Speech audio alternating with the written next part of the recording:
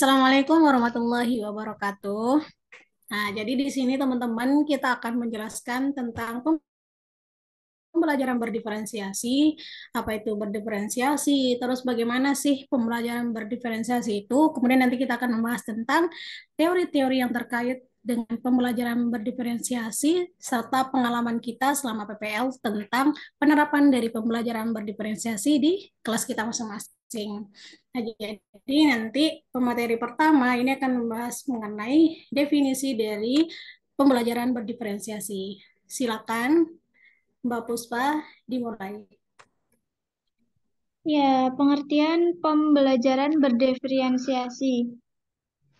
Pembelajaran berdiferensiasi adalah serangkaian keputusan masuk akal common sense yang dibuat oleh guru yang berorientasi pada kebutuhan peserta didik. Pembelajaran berdiferensiasi itu merupakan pembelajaran yang dikembangkan untuk merespon kebutuhan murid dalam belajar yang bisa berbeda-beda, meliputi kesiapan belajar, minat, potensi, atau gaya belajarnya. Nah, pembelajaran berdiferensiasi ini merupakan pembelajaran yang diterapkan di kurikulum Merdeka. Nah, teman-teman, mengenai pembelajaran berdiferensiasi. Jadi, sekarang kita akan membahas kelanjutan dari bagaimana sih keberagaman dari diferensiasi itu. Nah, silakan dilanjutkan, Mbak Devi. Baik, yang selanjutnya ialah keberagaman peserta didik menurut Tomlinson tahun 2001. Jadi kesiapan belajar peserta didik ialah kapasitas siswa dalam mempelajari materi baru. Pembelajaran berdiferensiasi menurut Tomlinson itu bukanlah sebuah proses pembelajaran yang semeraut atau chaotic, yang gurunya kemudian harus membuat beberapa perencanaan pembelajaran sekaligus, di mana guru harus menghampiri setiap anak untuk membantu murid A, B, C, dan yang seterusnya dalam waktu yang bersamaan. Kemudian, minat peserta didik. Salah satu motivator penting bagi peserta didik untuk dapat terlibat aktif dalam proses pembelajaran keberagaman minat siswa, misalnya, ada siswa yang berminat pada sains, musik, olahraga, memasak, membuat prakarya, dan lain-lain.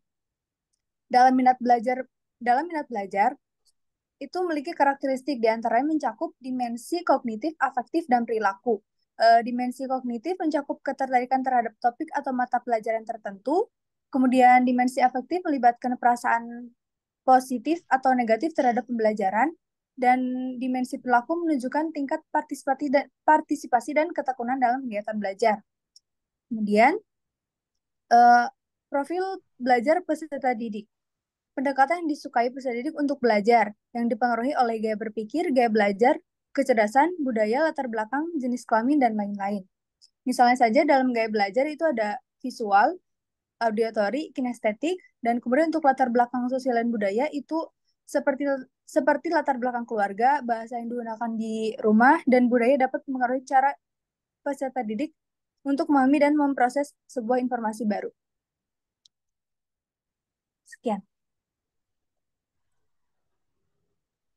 Nah, jadi itu ya tadi keberagaman dari peserta didik itu kita bisa melihat nih dari karakteristik peserta didik, kemudian dari kesiapan belajarnya, kemudian ada minat belajarnya, ada kebutuhan peserta didik yang kita sesuaikan dengan kompetisi awal peserta didik ketika memulai pembelajaran baru.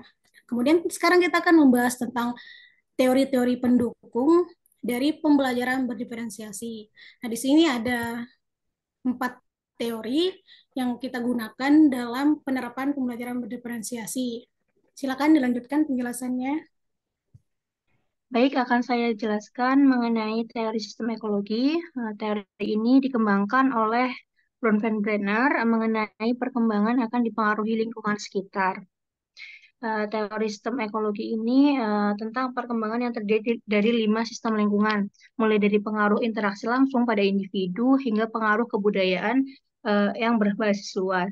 Kelima sistem ekologi tersebut yaitu mikrosistem, mesosistem, ekosistem, makrosistem, dan kronosistem.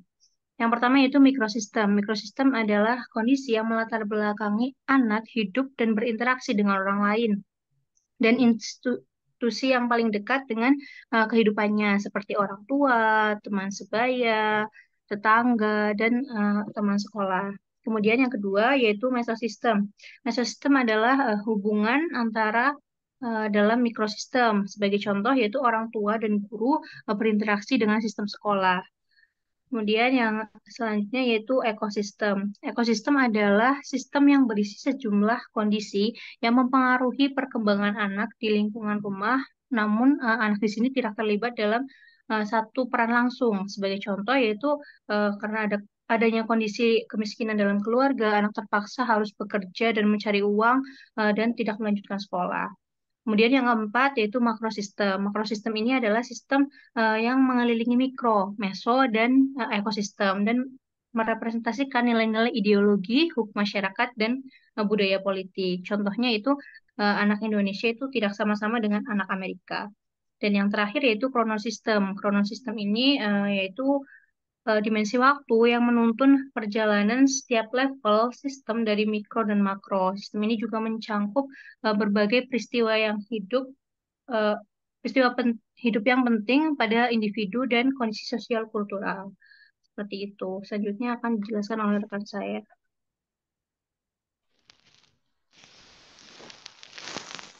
Silakan Mbak Emma melanjutkan. Halo, tes terdengar? Iya, terdengar. Terdengar suara saya? Oke.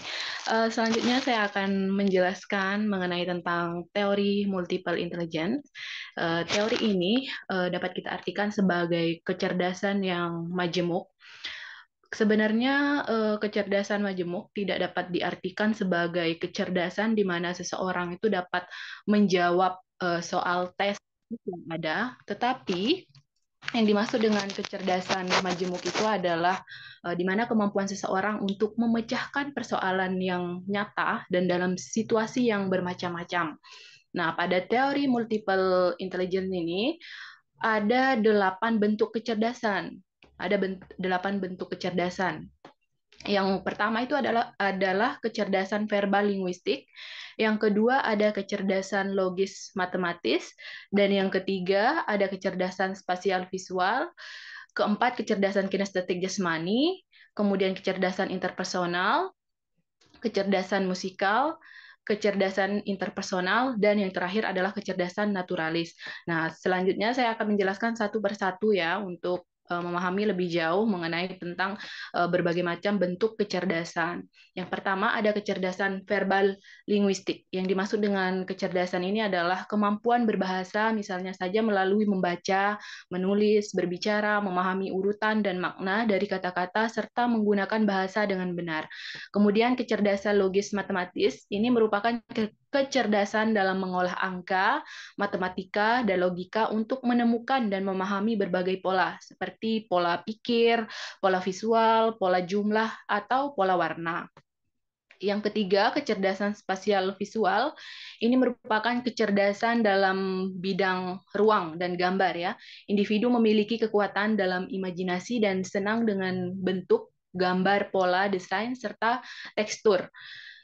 Kecerdasan kinestetik jasmani. Nah, kalau kecerdasan ini adalah kemampuan dalam koordinasi anggota tubuh dan keseimbangan. Siswa yang memiliki kecerdasan ini senang melakukan berbagai aktivitas fisik seperti naik sepeda misalnya, menari atau olahraga. Ia juga mungkin merasa sulit duduk diam, sulit ya. Ini bisa kita artikan sebagai kalau dalam gaya belajar itu gaya belajar kinestetik. Kemudian kecerdasan musikal. Nah, kecerdasan musikal ini tidak hanya dapat memainkan alat musik atau mendengarkan lagu, justru orang yang memiliki kecerdasan musikal ini adalah mereka yang memiliki kemampuan memahami dan membuat melodi, irama, nada, vibrasi, suara, dan ketukan menjadi sebuah musik. Yang keenam, kecerdasan interpersonal. Ini merupakan kecerdasan introspektif di mana peserta didik mampu memahami diri sendiri, mengetahui kekuatan, kelemahan, dan motivasi diri.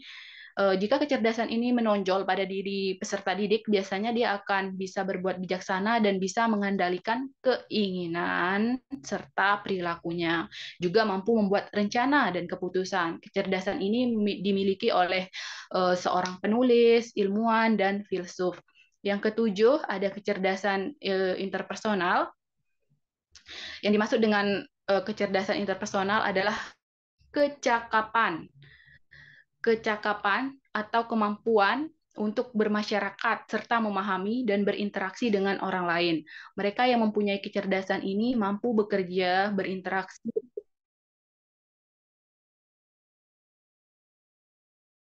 perasaan dan ide-ide orang lain, memediasi konflik dan mengemukakan kompromi. Kemudian yang terakhir ada kecerdasan naturalis. Ini adalah kemampuan untuk mengenali dan mengkategorikan tanaman, hewan, dan benda-benda lain di alam, serta tertarik mempelajari spesies makhluk hidup. Mereka yang unggul dalam kecerdasan ini biasanya suka dengan alam, misalnya saja suka dengan bercocok tanam, suka dengan hewan peliharaan, dan aktivitas sejenisnya yang berkaitan dengan alam. Jadi, kalian ini cerdas dalam bidang apa? Udah, hanya ini saja yang dapat saya sampaikan. Selanjutnya akan dijelaskan oleh teman saya berikutnya.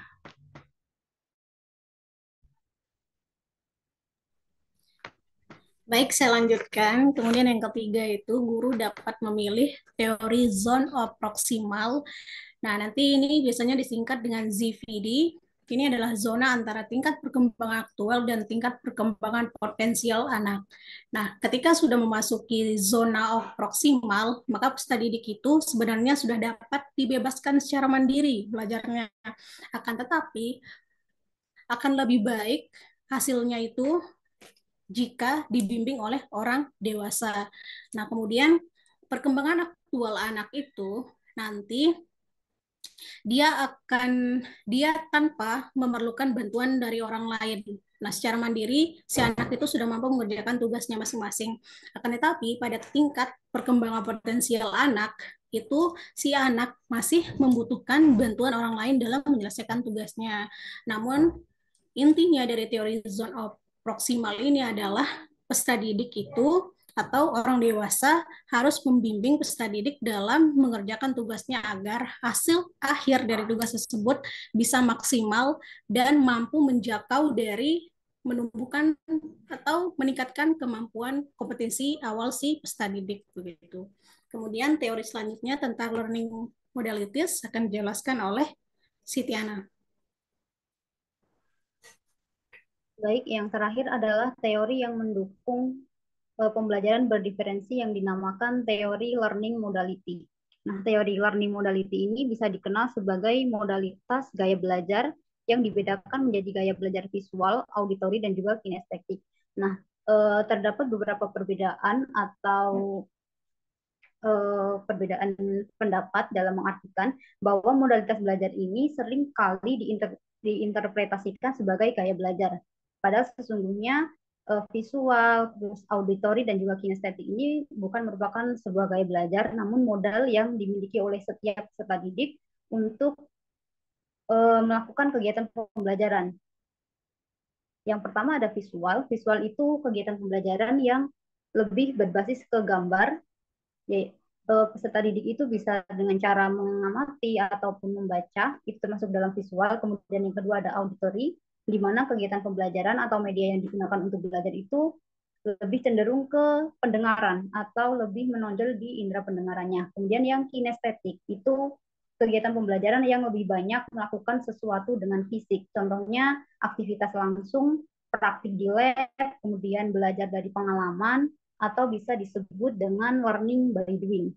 Nah, untuk gaya visual, auditori, dan juga kinestetik itu tidak melulu misalnya setiap siswa akan menggunakan media visual terus, tidak. Tapi visual, auditori, dan juga kinestetik itu bisa disesuaikan dengan kondisi atau materi yang akan dipelajari. Apabila materi tersebut memang lebih baik menggunakan gaya auditori, maka pembelajaran yang dilaksanakan akan menggunakan media yang bersifat auditori. Kemudian kinestetik seperti misal dalam materi debat, maka itu akan lebih baik jika melakukan praktik secara langsung atau learning by doing.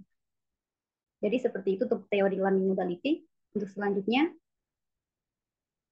Oke, jadi intinya kesimpulannya ya teman-teman, guru dapat memilih teori-teori ini di dalam memasukkannya atau mengintegrasi teori ini ke dalam pembelajaran. Misalnya teori sistem ekologi, di mana guru itu harus mempertimbangkan lingkungan belajar peserta didik. Kemudian kalau teori multiple intelligence, di mana guru harus mempertimbangkan kecerdasan yang dimiliki oleh peserta didik. Kemudian ZVD, di mana guru harus mengetahui bahwa ada beberapa karakteristik peserta didik yang perlu bimbingan dan memang benar-benar sudah bisa dilepas secara mandiri dalam mengerjakan tugas. Kemudian teori terakhir tentang learning modalities ini berkaitan tentang modal atau usaha yang akan digunakan oleh peserta didik di mana dia dapat meningkatkan kompetensi yang dimiliki dengan gaya belajarnya. Ada visual, audio teori, dan kinestetiknya. Nah, kemudian di sini kita akan membahas tentang pengalaman apa sih yang kita peroleh selama melakukan PPL gitu. Nah, jadi kita lanjut ya teman-teman. Nah, di pembahasan kali ini kita akan sama-sama sharing mengenai bagaimana sih pengalaman keberagaman yang kita temui di masing-masing sekolah tempat kita PPL. Nah, untuk yang pertama ini ada di SMP Negeri 1 Depok. Silahkan, Mbak Ana ya. Iya, baik, terima kasih Mbak Evi. Nah, izinkan saya untuk menceritakan pengalaman selama PPL di SMP Negeri 1 Depok. Jadi keragaman yang terdapat di SMP Negeri 1 Depok adalah keragaman agama dan juga keberagaman dalam kesiapan belajar. Keragaman agama yang ada di SMP Negeri 1 Depok itu ada Islam dan juga Kristen. Untuk menyikapi keragaman tersebut, sekolah menyediakan sebuah kegiatan di mana nanti yang siswa beragama Islam itu melaksanakan tadarus di pagi hari setiap hari Selasa. Kemudian untuk yang non-Muslim atau yang Kristen, dia akan melakukan bimbingan rohani yang akan dipimpin sendiri oleh guru yang memang dia juga beragama Kristen di ruangan aula. Kemudian untuk keragaman kesiapan belajar itu termasuk ke dalam pemahaman awal peserta didik, itu biasanya dibedakan dengan melakukan asesmen awal sebelum melakukan pembelajaran. Kemudian dari hasil tes tersebut, guru pengampu mata pelajaran itu akan memberikan tugas dengan tingkat kesulitan yang berbeda dari segi produknya. Untuk yang berada di tingkat sedang dan juga tinggi, itu akan dibedakan dari luarannya, misalnya membuat video dan juga yang satunya infografis. Seperti itu, selanjutnya silahkan kepada yang mewakili dari SMP Negeri 14 Yogyakarta.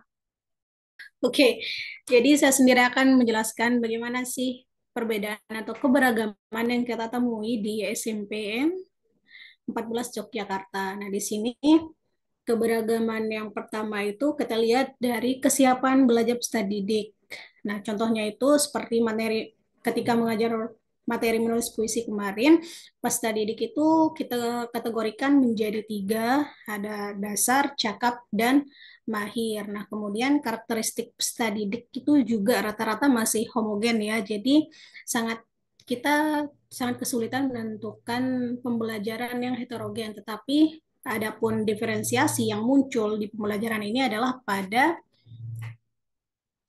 produk atau pada produk akhir dari pembelajaran. Nah, ini Mbak Emma ini udah masuk, mungkin bagaimana sih keberagaman yang muncul atau yang dilakukan guru atau yang kita lakukan nih selama PPL di SMPN 14 Yogyakarta. Coba diceritakan sedikit. Oke, jadi pembelajaran yang berdiferensiasi atau keragaman ya, keragaman peserta didik yang terlihat di SMP Negeri 14 Yogyakarta itu terlihat pada kesiapan peserta didik ya. Jadi dalam satu kelas yang tempat saya PPL waktu itu adalah kelas 8, waktu pembelajaran menulis puisi, kan di sana saya melaksanakan kegiatan asesmen awal. Nah, pada saat asesmen awal itu keragamannya itu terletak pada kesiapan peserta didik yang dikategorikan menjadi beberapa kategori. Yang pertama itu ada kategori dasar, kemudian cakap, dan mahir. Nah, jadi untuk keragaman kesiapan peserta didik ini tidak secara keseluruhan ya, tentu ini keragamannya itu sesuai dengan CP yang akan diajarkan. Begitu, teman-teman. Baik, untuk keragaman di SMP Negeri 12 Yogyakarta, yang kami temukan itu terlihat pada keragaman agama.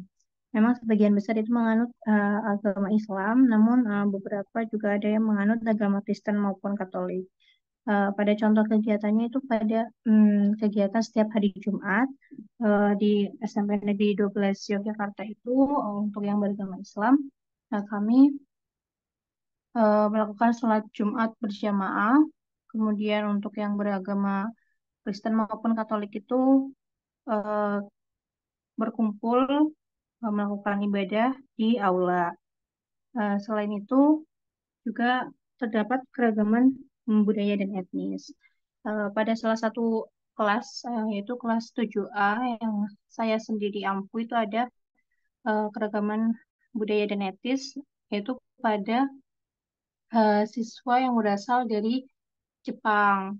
Ada salah satu siswa yang berasal dari Jepang dan biasanya siswa tersebut saya berikan eh, perlakuan khusus seperti itu.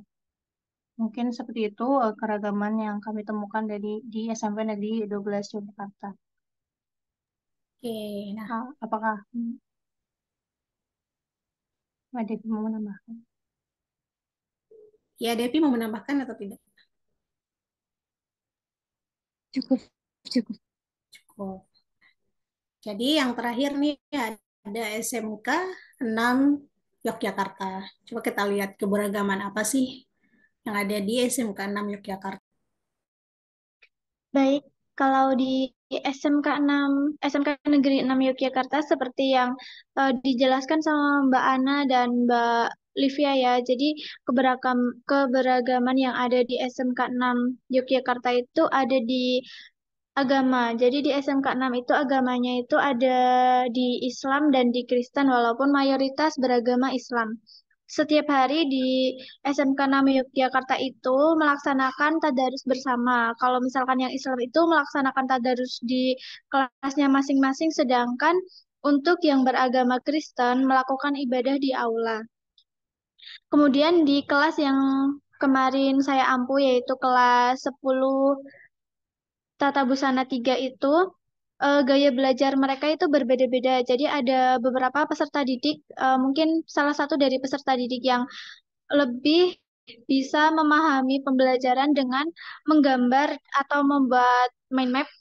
Ada juga yang gaya belajarnya itu dengan menulis. Jadi dia lebih lebih dapat memahami pembelajaran itu dari penulisannya sendiri daripada dijelaskan oleh orang lain gitu. Ada juga yang lebih suka membaca atau mendengarkan pembelajaran yang dijelaskan oleh pendidik daripada yang menulis gitu. Nah, jadi gitu ya, teman-teman. Sebenarnya memang peserta didik itu tidak bisa kita anggap sama semuanya, pasti kita membedakannya dalam beberapa porsi yang lain. Nah, misalnya seperti kita menggunakan teori yang tadi, ada keberagaman dari latar budaya agamanya, kemudian latar budaya etnisnya, kemudian gaya belajarnya, kemudian kesiapan belajarnya. Nah, penting sekali guru untuk mengetahui hal-hal seperti ini. Nah, adapun cara-caranya itu guru harus melakukan asesmen diagnostik di awal pembelajarannya. Kemudian selain menerapkan asesmen diagnostik di awal, guru juga dapat menganalisis beberapa dokumen terkait tentang peserta didik. Nah, begitu teman-teman untuk mengetahui atau menerapkan pembelajaran berdiferensiasi di kelasnya. Ada tambahan atau kita tutup diskusi kita pada malam hari ini? Sudah cukup, Mbak Evi. Ya, sudah cukup ya. Nah, jadi sampai bertemu lagi di diskusi selanjutnya tentang pembelajaran berdiferensiasi. Assalamualaikum warahmatullahi wabarakatuh. Waalaikumsalam warahmatullahi wabarakatuh. Warahmatullahi wabarakatuh.